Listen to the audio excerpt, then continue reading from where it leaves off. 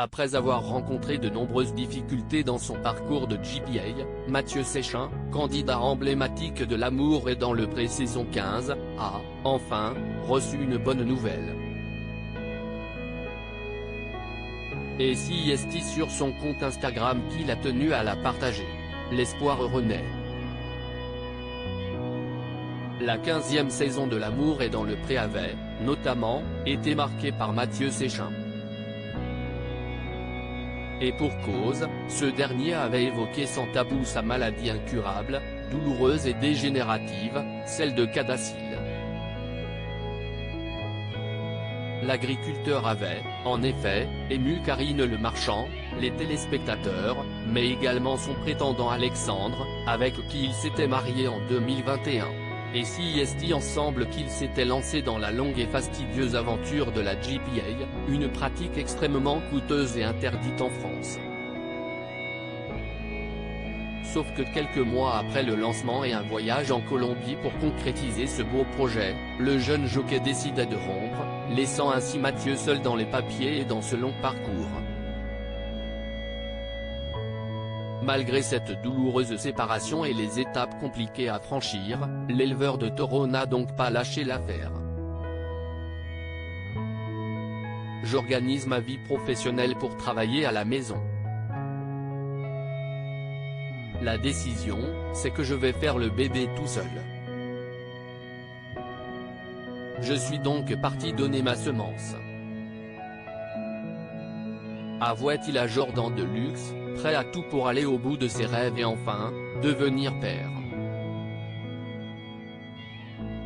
L'espoir renaît chez Mathieu, prêt à tout pour avoir un enfant.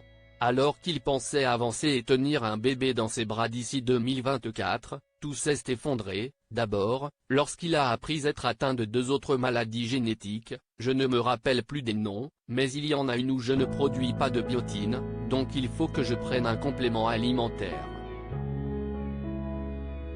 Donc c'est pour ça que je fais de l'eczéma et que j'ai des sautes d'humeur. Et une autre, où je risque, si un gène récessif, si j'ai une donneuse d'ovocytes qui a le même gène récessif, de faire une fille avec une hypervirilisation plus tard, expliquait-il à Samzira. Une mauvaise nouvelle suivie d'une deuxième, si le cœur gros que je vous annonce n'avoir qu'un seul embryon viable, confiait-il le 10 mai 2023 sur Instagram, très peiné à l'idée de devoir recommencer à zéro. Mathieu a tout de même gardé espoir et il a visiblement bien fait.